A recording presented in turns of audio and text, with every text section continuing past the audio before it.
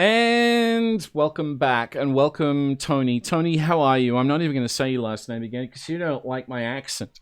What's happening? Welcome. Thank you for being here. Michael, thanks very much for having me. Always, always. So we have a session here, and it looks kind of busy. Do you want to? So what are we're focusing mostly on vocals today. I'm fairly positive some people are going to ask another couple of questions about different things, but let's go through what you've actually got here, and can you tell us a bit about the band and the session? Sure. Well, some friends of mine were nice enough to lend me this session. Um, and the artist is Wolf Jackson. He co-wrote the song and co-produced it with Stefan Skarbeck. And one of my old assistants, who's now a well-established engineer mixer on his own, James Krause, mixed it, and Dale Becker mastered it.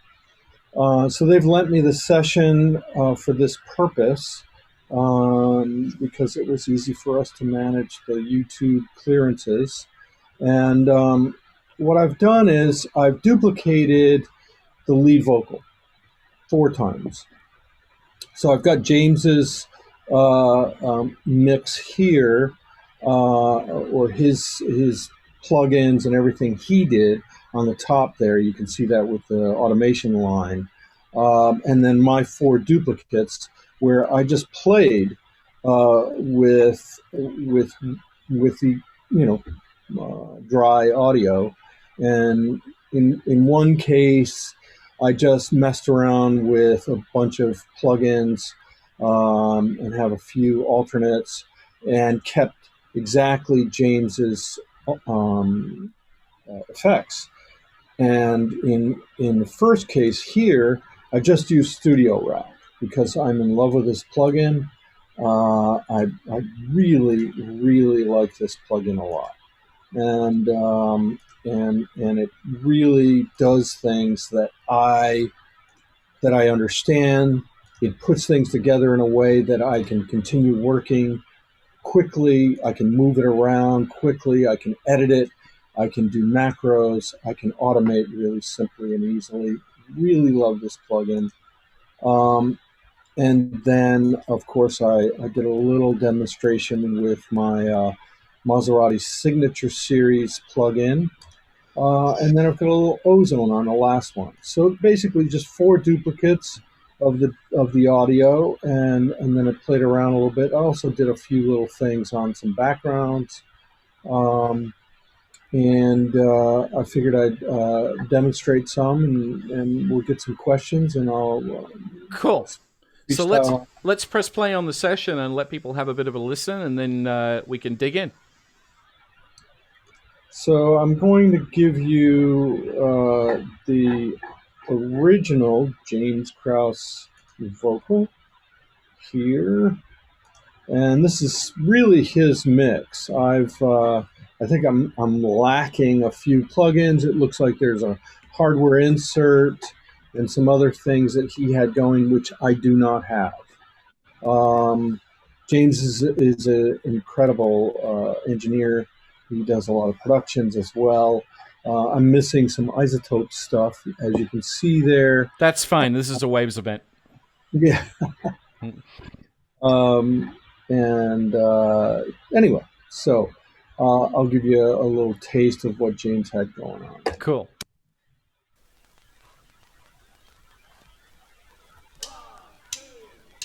You're the trouble I so dearly need. Honey, start slow.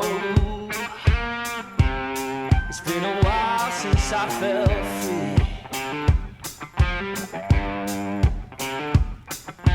Everywhere I turn, trouble seems to follow me.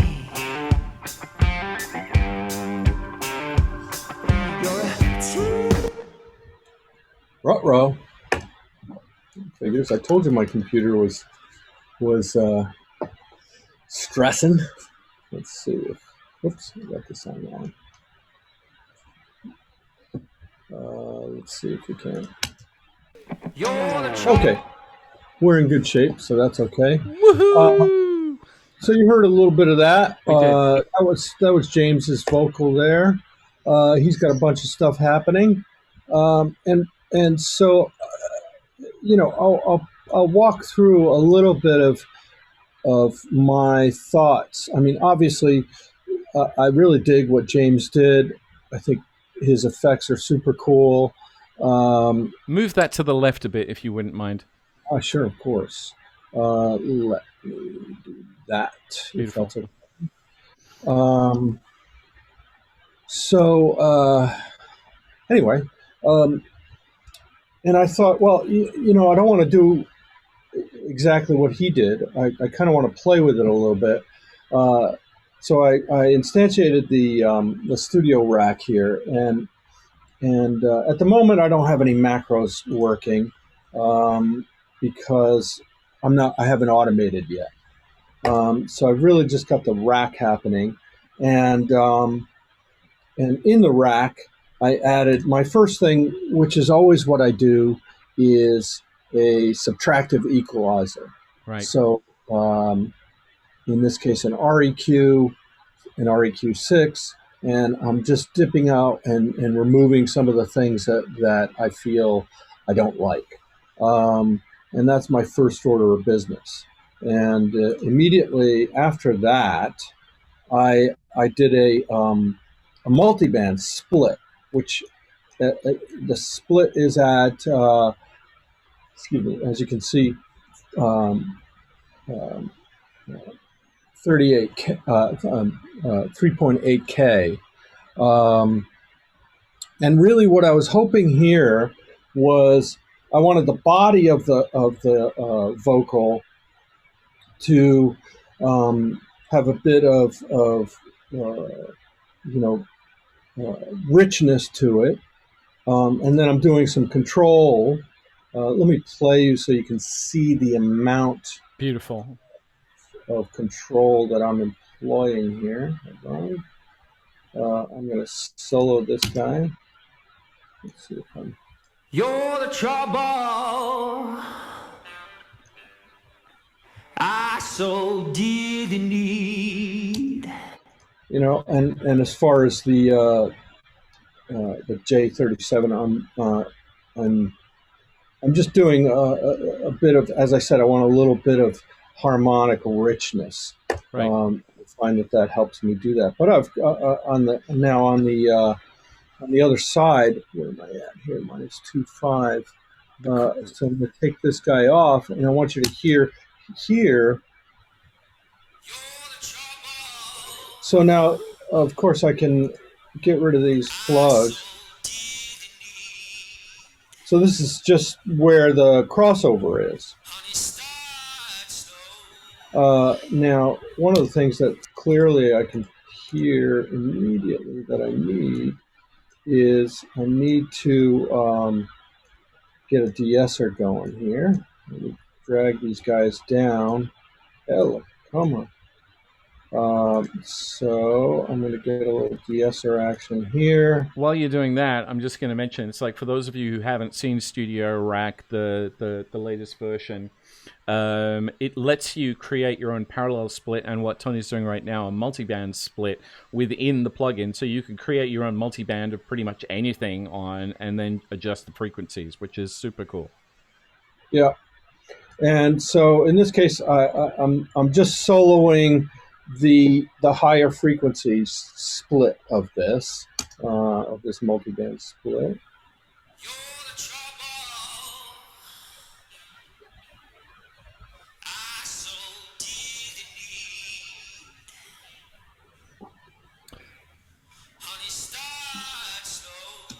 Okay, and then so this is just the dry signal without the de-esser. I mean, without the doubler. Hey Tony, Now, I've got a question here while we're talking about that. Fernando says, could you talk about gain staging between plugins? Also, when you use send returns, do you tend to make sure the plugin on the aux track gets a healthy volume and automate the return, or automate the send to the effect and leave the return at unity? Let me jump to that after I demonstrate this. Okay. So, so I've got this split. I've got the meat of the vocal down below almost 4K, and then in the top part of that, I wanted to use the top part and spread it a little bit. So I used a doubler, and my doubler is set up like this, a little up and down pitch. I'm mixing the direct with the pitched. And then I love the Kramer high compressor because I wanted a bit of control there. But of course, you see, I've got the threshold all the way down because the high frequencies there's just not a lot of voltage there. So you've got to get that threshold all the way down there before you can get any movement whatsoever. And then I wanted, so you can immediately hear I've got some width happening.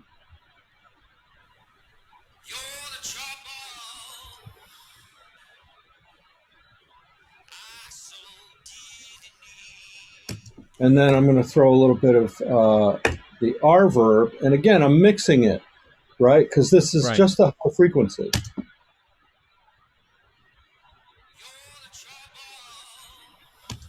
And now if I put back the bulk of the vocal here, You're the trouble and this is without the high frequency, I so dearly need. so you can hear what that's doing immediately. Yeah. Is I've got my meat, below 4K, right down the middle, all is nice. A little bit of R compressor to control it, a little bit of texture with the J37, and then the high frequency is just doing this little thing that I'm keeping the high frequency still down the middle, but then I'm mixing the spread of it and also getting a little bit of reverb. Now, regarding the question of gain staging, I'm working the gain staging from the audio. You can see here I'm clip gaining this up 3 dB. And throughout the process, whether it's here, right from the REQ6 to the multiband split that I've got happening, I'm controlling these levels. I've got level sets here, minus 2.5, and then a minus 1 point. I can read that 1.6 on the top frequency. I'm maintaining what I think is a good gain structure right from the audio to every plugin and every split that I go through. Now, the next thing I have is the Abbey Road final plugin. Again, I'm taking out of my multiband split, which is now stereo. I'm sort of, again, trying to add some more, richness and harmonic content. I've also got a little bit of noise, a little bit of crackle happening there. While can we, just before you keep going, I've got a question from Robert, who's actually on the multiband split. When you do a multiband split in Studio Rack, do you find that is there any possibility of getting into phase issues with different plugins and runtimes? Always. There's always issues with phase that you have to pay attention to. So it's a constant thing of paying attention to that and determining whether or not you're in good shape. Obviously, I've got a phase flip on both of those, both multibands, or every multiband that I choose. I can add another multiband split if I want to. And I don't know how to get rid of this. How do I get rid of that? Oh, I can subtract. Thanks. So I think that's a useful tool, and obviously Waves is thinking about that for me. So I'm always paying attention to the phase, whether I do it within the studio rack or whether I do it, you know, in in, in duplicating tracks, or I've also got a parallel setup within my mix system as Right. well. So I'm always paying attention to the phase here as well. Right. So it's a constant thing that I do. Right. Beautiful. Um, let me get back to the right placement here. Hello. Um, okay. That's good. So I hope that answered that. It did. Um, okay. So as I said, I then from out of my multiband split, I head to a simple little again harmonic enhancement. Then I create a parallel split. Now here you can see again I've got a basic. This is everything that I've got so far comes to this left side, and then the right side. I felt like I wanted to get a little bit of a slap delay and a little bit of chamber kind of vibe as well, and then I'm adding that to taste. So right now it's down at minus 8.2. The dry signal is at 0. So again, the gain structure is I'm working that on every level, and then of course my last thing, I really dig this old plugin. Obviously I've been using Waves for a long time, so I'm pretty deep with the old stuff, and the new stuff is takes time to dig in on. But I really dig this old V comp. So let me show you what's happening there. You already saw what was happening on the R comp, right? I'm Right. getting about -5 of gain reduction there. On the V comp, I'm probably a little bit You're the more. trouble I so dearly need. Honey, start slow.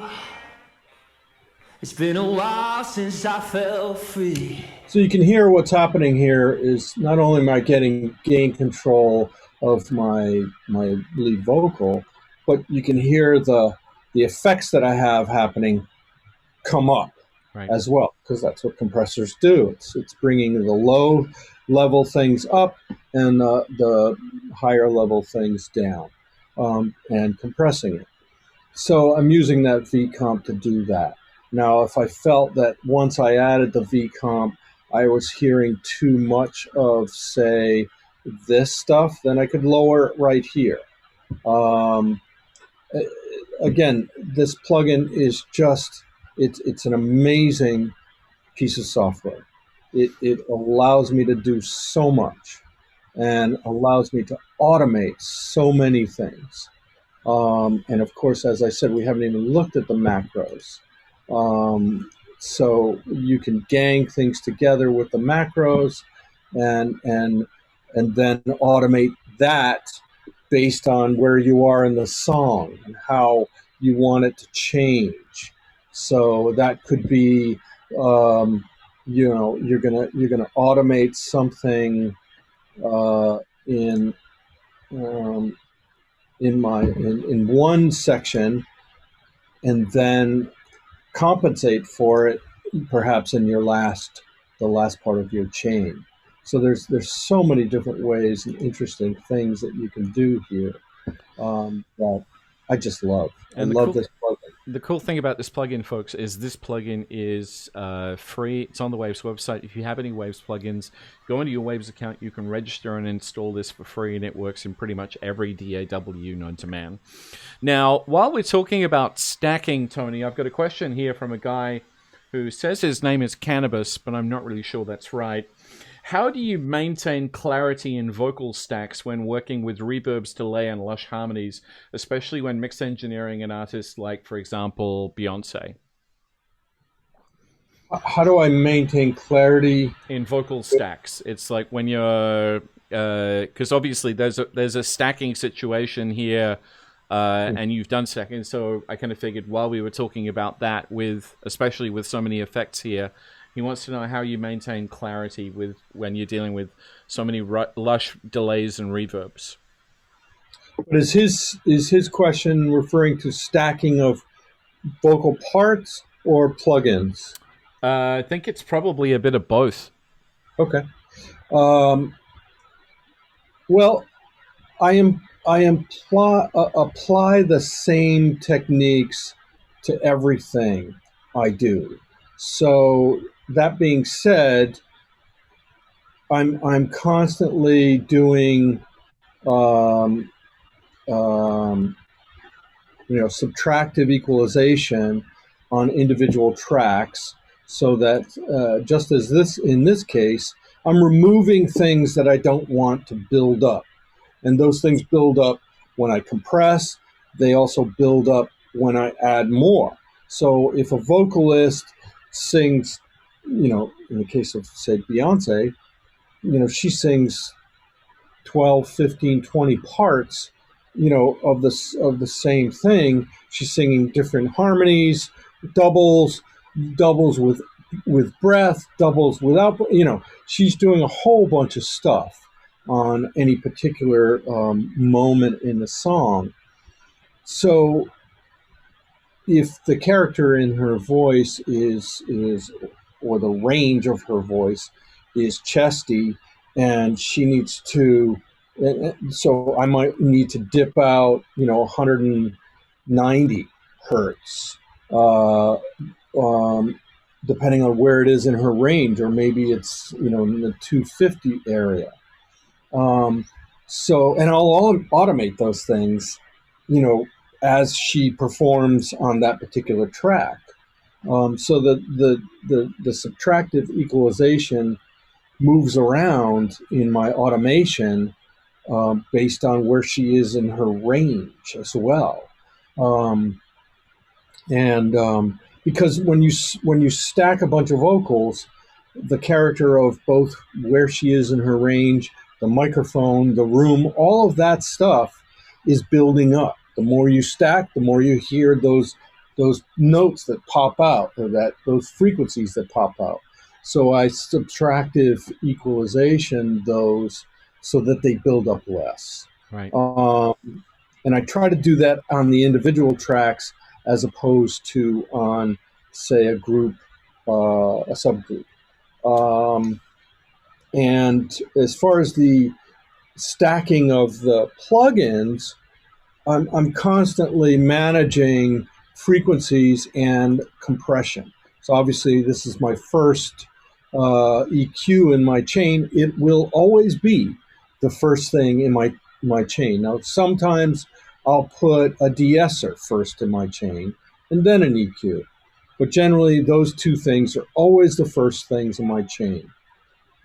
And then from there, in this case, obviously I've got some on the high frequencies, I'm messing around with different things to enhance just a particular frequency content. Right.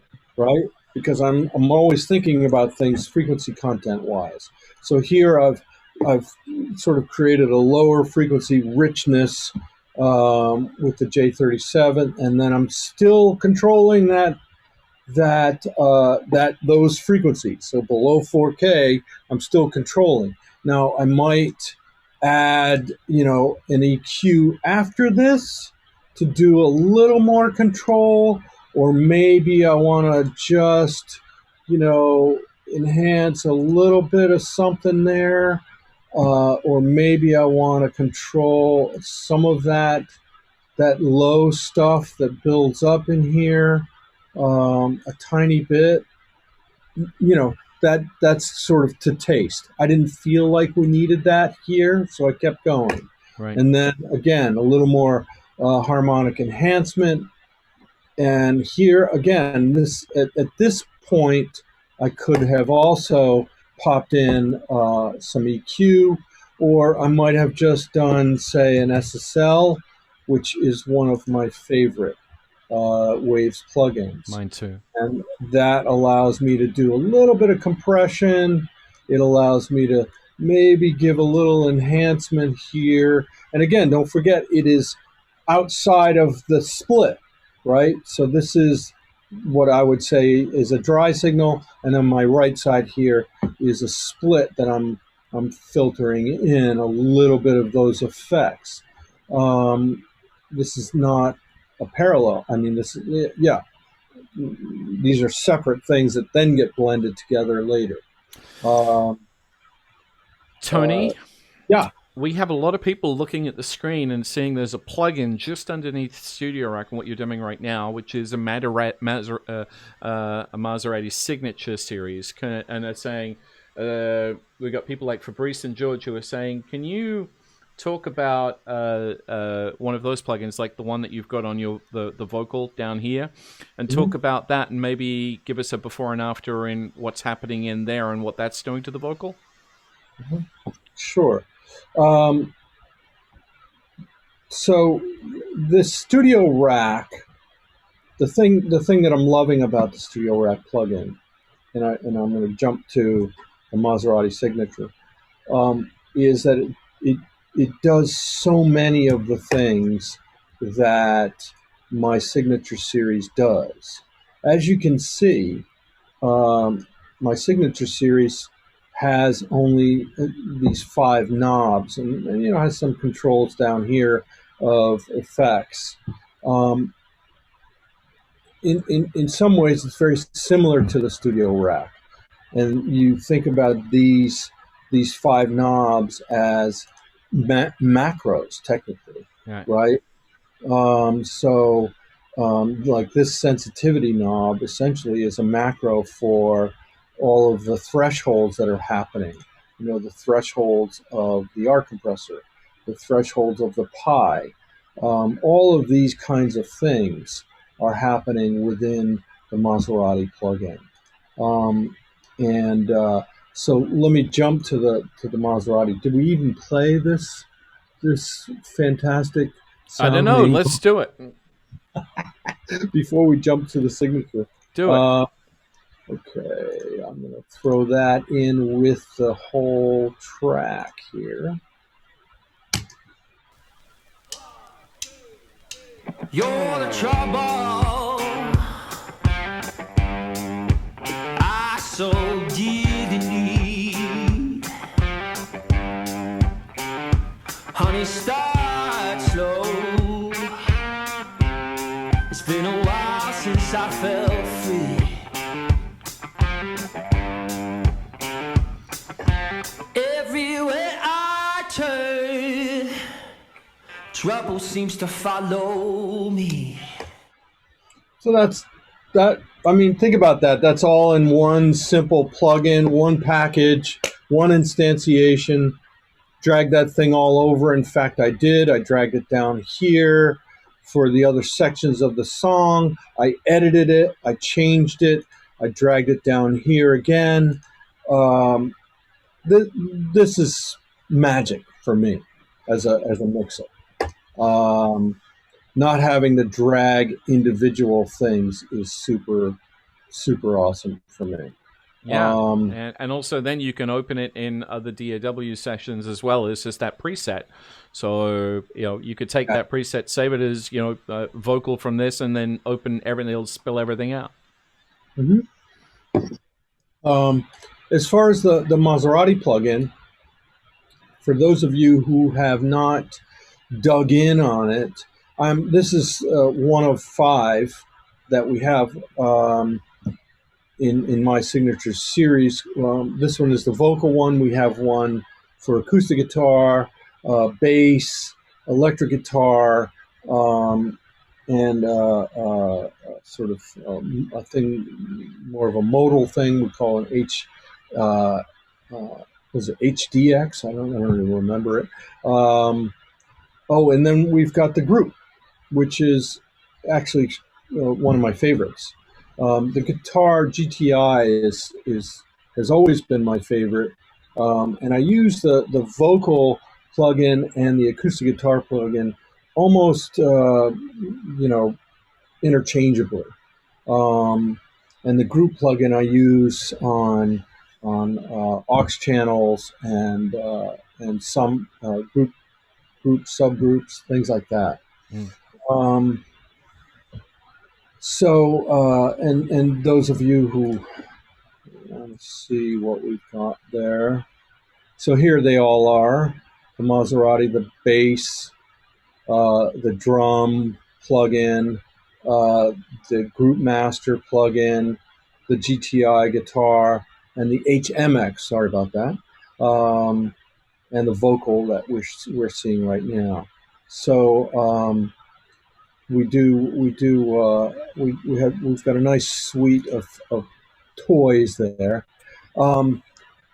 Basically, the Maserati vocal plugin. I'll play a bit of this. Um, it we have three. Essentially, it works in a way where what we did was we created three what I call contours, and those contours are male voices, female voice, and sort of and because male voice, obviously the pipes are larger, so the EQ setting before everything is set for, a larger pipe for male, a smaller pipe for female, in which obviously you can imagine I'm reducing less bottom on the one that I'm preparing for a female voice and reducing more bottom on the one I'm preparing for the male. And then I've got a third contour, which is set up for a vocal that's really got a bit of push to it. Right. Now, the sensitivity knob is a sometimes confusing thing because people think that the 3-color LED means that when you hit red, you're overloading. And in fact, that's not the case. When you're hitting red, you're over threshold, because as I showed you in the studio rack, there's always a number of things that you have threshold for. We have one here for in the split, right? We've got one for the de-esser here. We've got one for the Kramer Pi.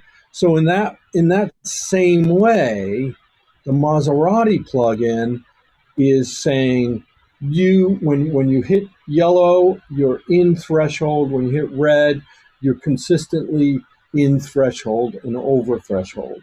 So you can see, I'll play it here, and you'll see where I'm sitting. You're the trouble I so dearly need.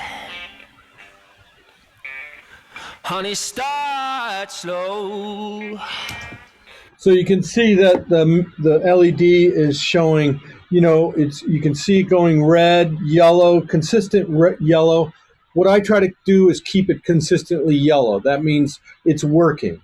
We didn't have the ability to show you all of the things that you get in the studio rack, right? We just didn't have the ability to show you exactly how much gain reduction you're getting on all of the splits and things that are happening. We just didn't have that ability. When was it that you and I started talking about your plugins? We released your plugins, what? It's got to be over 10 years ago now, right? Yeah. It's 06. Yeah. So, yeah. It's a while back. Yeah, but they're still amazing. I mean, it's my favorite is still this one and the acoustic one. They're two of my favorite plugins ever. Yeah.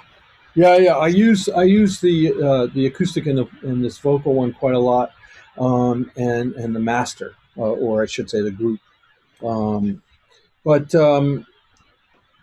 So that's the overall basics. If you've got the sensitivity knob, obviously I had to lower the output because I'm bringing up the input. I'm also clip gaining the vocal here up 5 dB from where it was on James's original audio. Right. And again, all of this is an effort to control the gain structure. But you can hear that if I go back and forth between the studio rack and the Maserati, we're not talking about a substantial difference in level. They should be pretty similar. Let's see if they are. You're the trouble I so dearly need. Honey, start slow. It's been a while since I felt free. Everywhere I turn, trouble seems to follow. So you can see there that I'm working the gain structure. So this audio is at +3, this one's at +5. I'm working the gain structure to work within the limits of the song as well, and the gain structure of everything that's happening on my mix bus. So I'm constantly monitoring and managing gain structure within the plugin itself, of course. In the studio rack, within the studio rack plugin, I'm managing all the levels of everything that's happening, and each plugin itself. You can see here, managing that. I've got a Kramer, I believe. Do I have a Kramer? Where am I? Here. Hey, now. Parallel split. Oh, that must be a different one. I've got the Kramer. There it is. That's a Chroma Pi. No, I was thinking it must have been a different demonstration. I have the Kramer tape. Cool. And you know how you can link the in and out, or you can unlink the in and out. So while we're here in Stacks, I've got a few questions which I want to get to. So Jack says, when is it better to put effects on individual vocal tracks as opposed to a vocal bus or master track to get the best sound, or do you do some of both? I think that's a great question. For the most part, I always have a dry vocal chain, and then send to auxes that have effects on them. Right. That's generally how I do my thing. When I want to put effects on the actual audio track, I'll do that usually if I want a package, right? If I want the vocal sound to be a package. And I want that package to be, in this case, all in one. Right. These are all in one packages, right? But in this case here, I did some vocal treatment, and I kept James's effects. And I do that. I do it differently, usually for a song, depending on the song itself.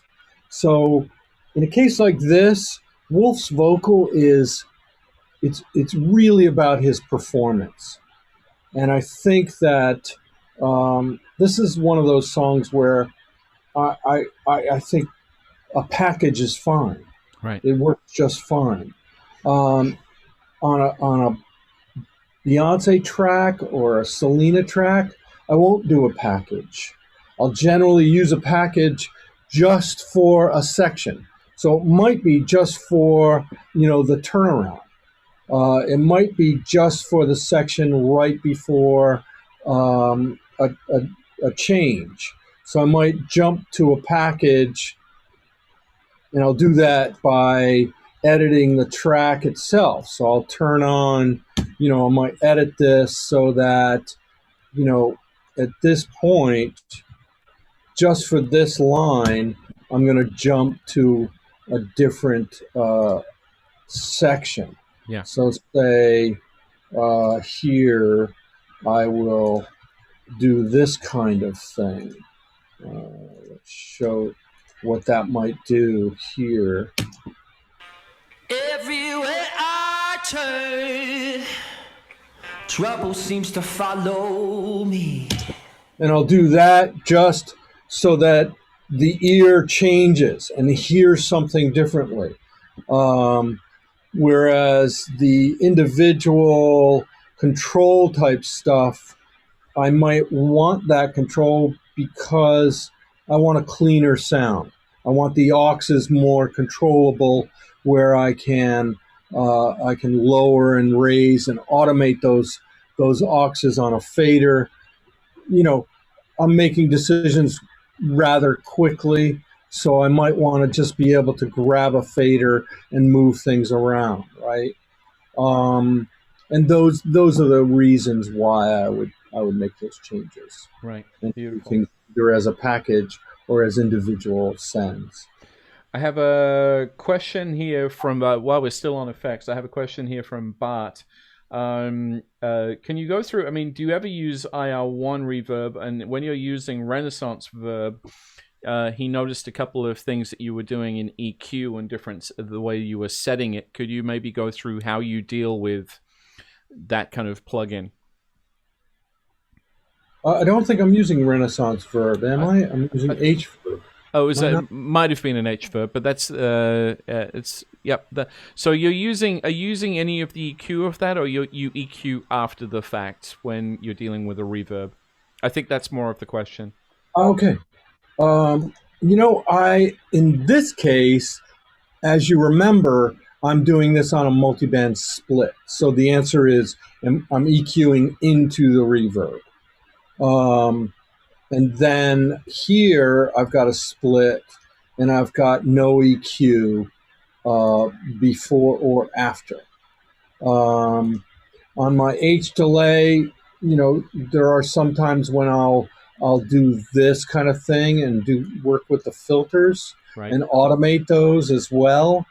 So that's quite common for me to automate into both reverbs, delays, and change those filters over time. Because, especially if I've got, say, a long verb at the end of a phrase, quite often I'm going to want that reverb to be filtered in some way, whether it's getting darker or getting brighter. Those are the obvious two things that I would do, because I want I've got this hole here where I want the listener to continue to pay attention. Right. I've created a situation where I've got two different vocals, two different sounds happening. I want to continue that. Right. This is about really creating ear candy. And so I would automate both the length, perhaps, of that reverb that I've got, and then the filter of a reverb there as well. And then I might also mute it and shut it down, right? Mm. And I could do that within the plugin, or I could do that just on the channel itself. How often do you find that you, when you're dealing with a song like this, where there is so much complex stuff going on, how much do you find that you, after a while, you have to walk away and give your ears a rest and go and listen to something else, so that you don't get kind of like brain deaf to it and miss frequencies? Depending on my schedule and what I need to get done, I will oftentimes, sit on the couch and listen from back there. I think that alone changes the experience. Sitting between the speakers or listening in headphones is a very focused thing. Mm-hmm. And I find that moving around the room changes my perspective. Mm. It allows me to hear things that I wasn't hearing before.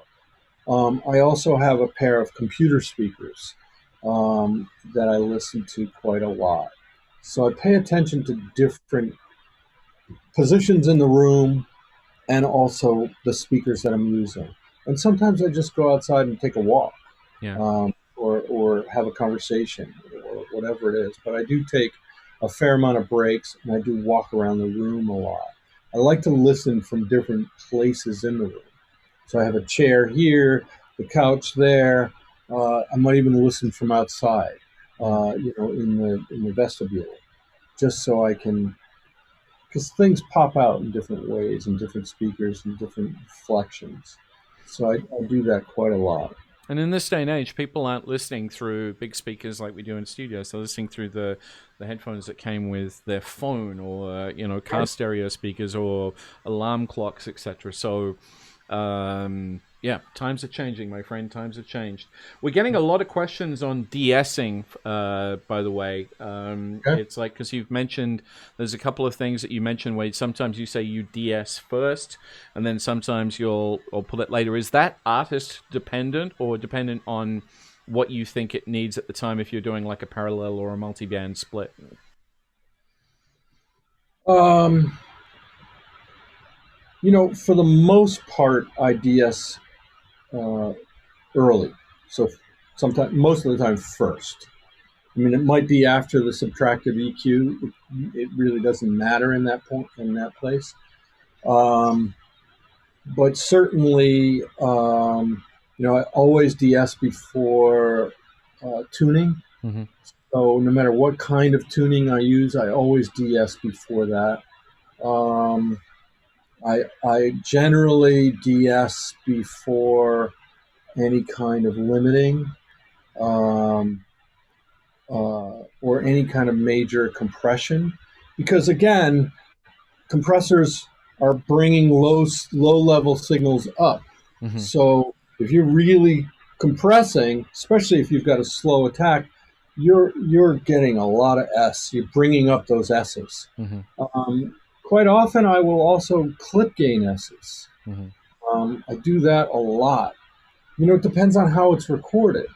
With somebody like B, Stu White records her. He's incredible, and she's incredible at her technique.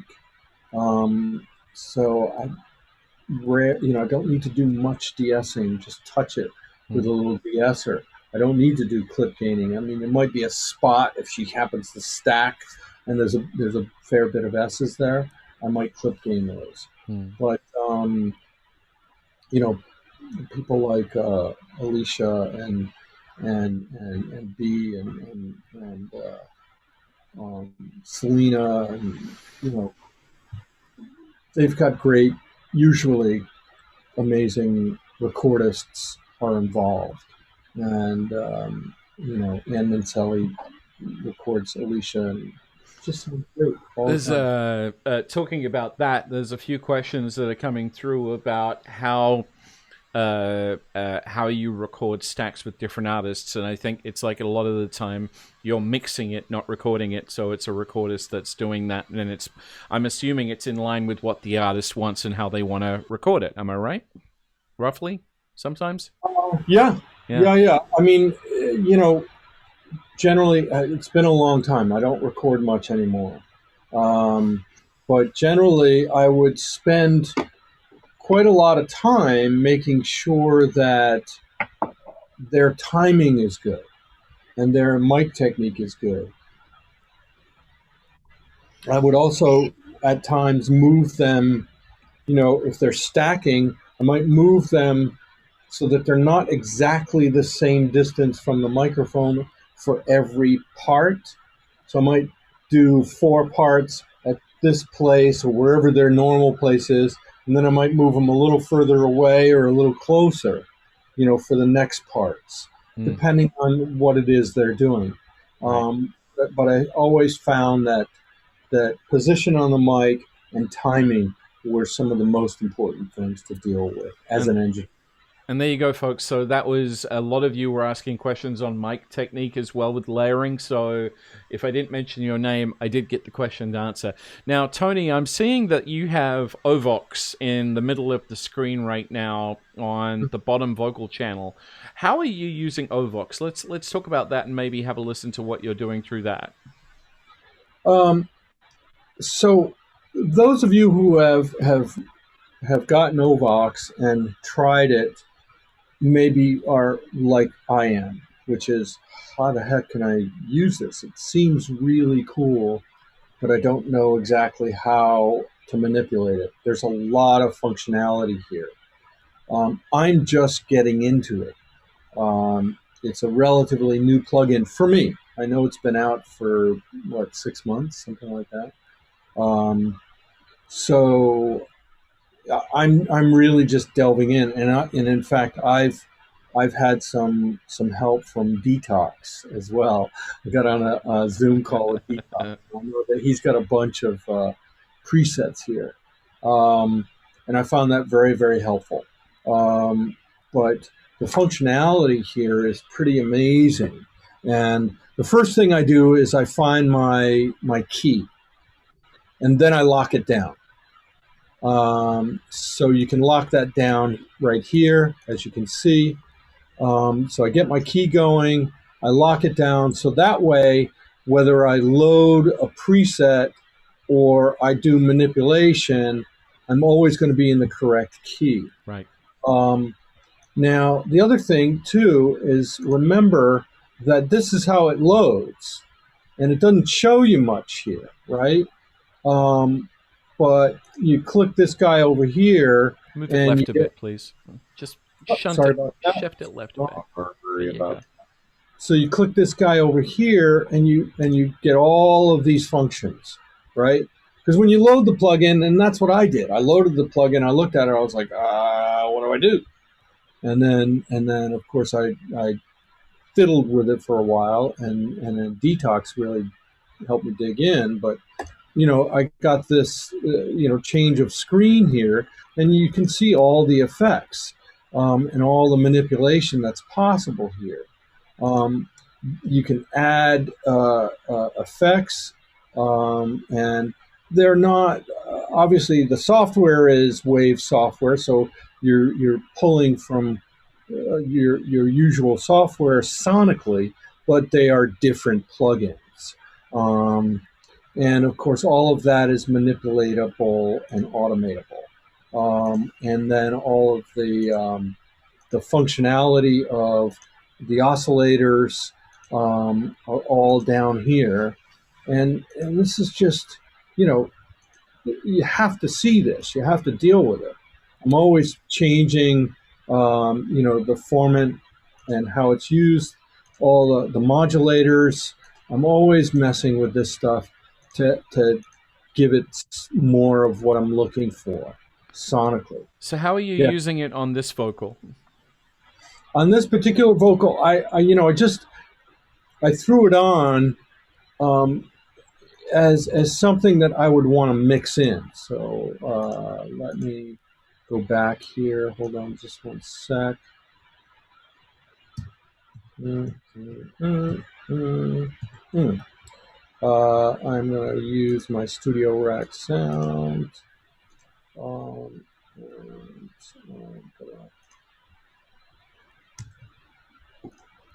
Play this guy here. I don't know that I actually finished my Ovox playtime, but let's see where I ended up. I'm continually messing with the shape. I'm messing with this stuff here. For those of you who haven't messed with this, each one of these is a really very different sounding texture. So I'm messing with currently a vocoder type vibe, but there are lots of different kinds of presets. Here's the Detox presets that you can mess with, and I find this plugin it's a challenge, and that's why I'm so interested in it. the new studio rack is just, that's magic to me because it's put together in a way that works perfectly with the way I think. This Ovox thing is a challenge, and that's why I'm so enthralled by it. And the ability to manipulate all of these settings is just fantastic, and I really dig it. Be So brave. Press play. yeah, okay, I'm getting there. All right, let me put my headphones on because I don't remember what the heck I did. So You're the trouble I so dearly need. Honey, start slow. It's been a while since I felt free. all right, I don't have it soloed.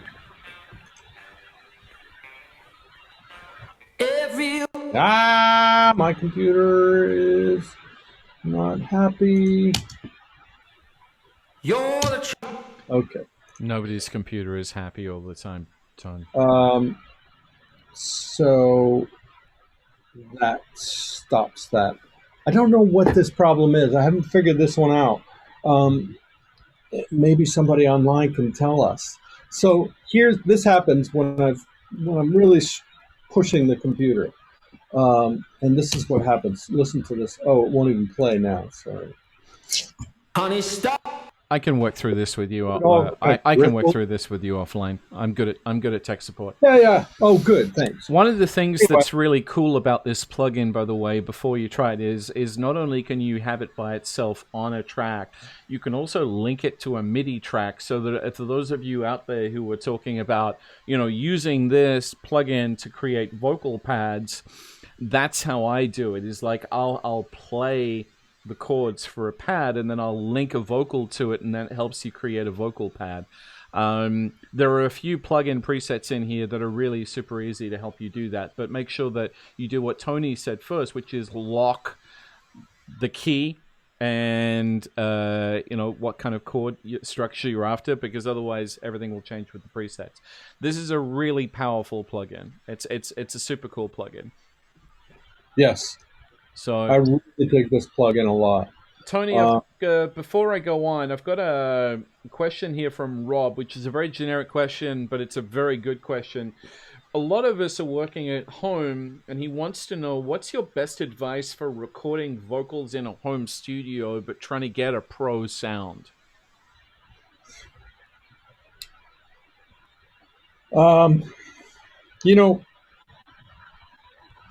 I feel the most important thing you can do regarding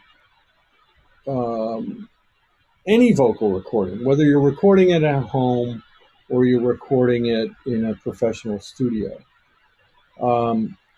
is try and keep the room out of your microphone. Now, some people think, well, that means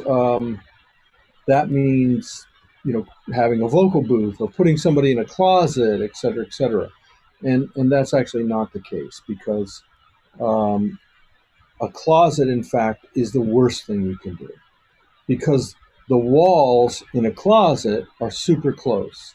And what happens is they make noise. You may not necessarily believe you can hear it, but that resonance is getting into the microphone. Room cannot be removed from an audio track. I know there's a plugin, I don't remember who makes it, that removes reverb. It does a little bit, but not much. It's impossible to remove room from an audio track. So start by figuring out ways to remove the room. And that one is, the bigger the room, the better, actually. And then you can see my room has acoustic panels, right? Before I put those acoustic panels on, this room was extremely reverberant.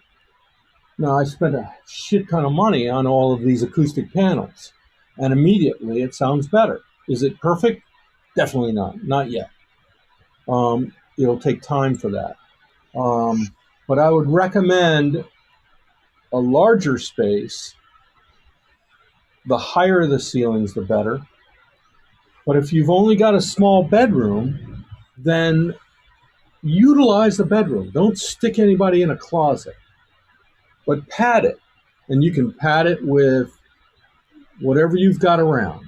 And that could be your clothes. Break the room up with furniture. You can hang comforters. You can go online and learn how to build acoustic panels. And there's a variety of ways of doing that. Some of them use all natural ingredients. Some of them use Roxol. Some of them use fiberglass insulation. You can pick and choose the kind of acoustic panel design you want, and you can make them yourself, or you can makeshift. I've been in hotel rooms where I hung comforters and blankets and pillows and back in the day, phone books. Nobody has those anymore. Everything, anything and everything. You want to break up the room, but you don't want to you don't want to put somebody in a closet. That's the thing you don't want to do. Because those reflections, whether it's the ceiling, the floor, things like that, are going to come back. Putting a rug down is always really helpful as well. So try to keep the room out of the microphone. Right. That's what you want to do. If there was one piece of advice that you could give outside of the fact that we don't like closets and try and get the room out of so it's not recorded, there was one piece of advice you could give to the people out there who want to be at the same level that you're at, what do you think it would be?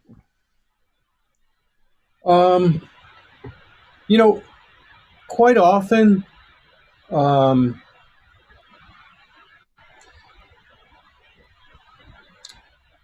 people spend money on things that that are not important.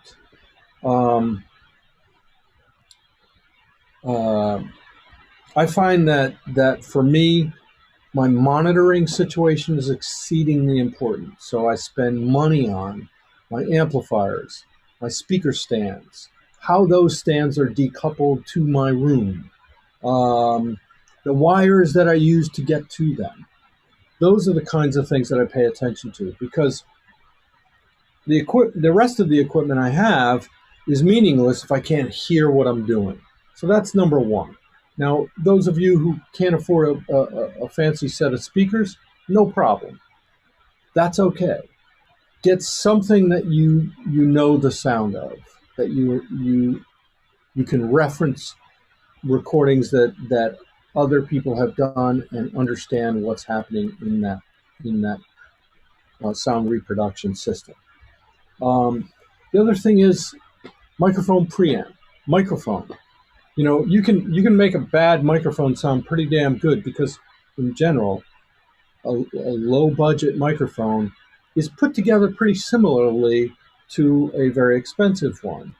It's just the components are not as good. So if you have a really nice preamp, you can get the best out of something. So I know a guy who even built his own mic pre's. There's like some API kits that you can create, and you can build your own API mic pre. If you've got a low budge microphone, you stick it into a really good mic pre with a short cable, so the signal to noise is optimized. You're already on the road to making better recordings. Don't over compress to tape, as I say. Do a little bit of compression if you need to, if you have a good compressor. If not, don't use a compressor. Get the singer to get a better mic technique. these are the kinds of things you have to do when you have a low budget. Mm. But try to stack the thing with integral parts of the chain being the best you can get. Now, microphones, of course, are really expensive, and sometimes, you got to work with what you can afford.